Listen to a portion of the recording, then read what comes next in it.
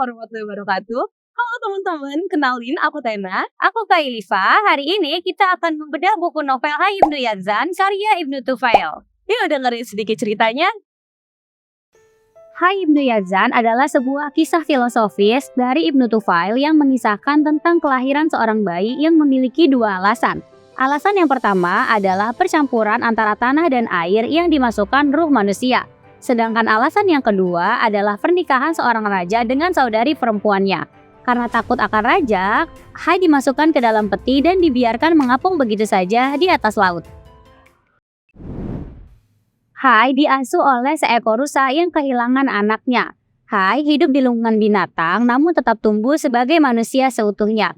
Hingga pada suatu hari, Hai harus menghadapi kematian seekor rusa yang membuatnya mencari tahu alasan dibalik kematian rusa tersebut dengan membelah tubuh rusa tersebut. Dan akhirnya, Hai sadar bahwa ada sesuatu yang menggerakkan jasad setiap makhluk, yaitu ruh. Setelah menemukan jawabannya, Hai melakukan pengamatan di lingkungan sekitar dengan mengelompokkan hewan dan tumbuhan sesuai dengan jenisnya. Hingga akhirnya, Hai sadar bahwa apa yang ia perhatikan selama ini selalu memiliki sebab dan akibat. Dan ada sesuatu yang geraknya atau wujudnya tidak diperuntukkan atau digerakkan oleh sesuatu apapun. Nah, setelah tahu ceritanya, kita juga perlu tahu maknanya nih teman-teman. Jadi kisah ini menyuguhkan intisari kehidupan manusia yang menjadi bagian dari alam semesta. Manusia yang terus-terusan mencari hakikat hidupnya untuk mencapai kebenaran yang ia dapatkan. Karena udah tahu maknanya, sekarang kita bahas tokoh yang ada dalam ceritanya yuk. Jadi, Ibnu Tufail menuangkan pemikirannya lewat 3 tokoh. Yang pertama ada Hai Ibnu Yazan, Afzal, dan juga Salman.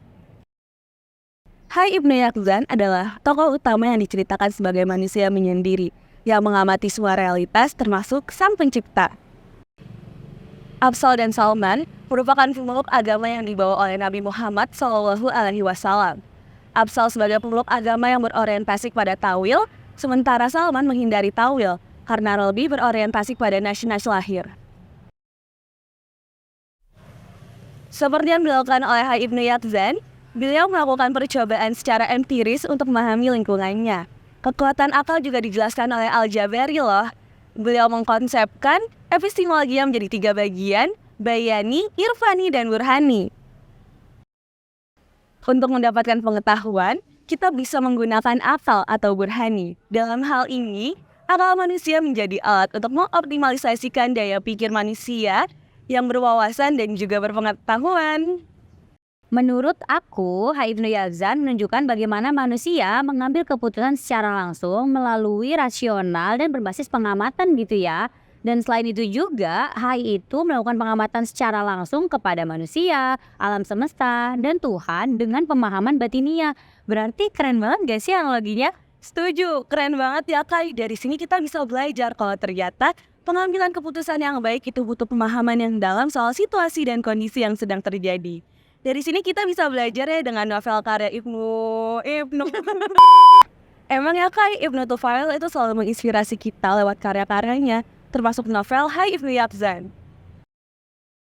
Nah, tadi kita udah ngebahas tentang isi ceritanya, tokoh-tokohnya, sampai pesan yang ada di dalam ceritanya nih teman-teman. Nah, segitu aja cerita tentang novel Hai Ibnu Yazan. Kurang lebihnya mohon maaf.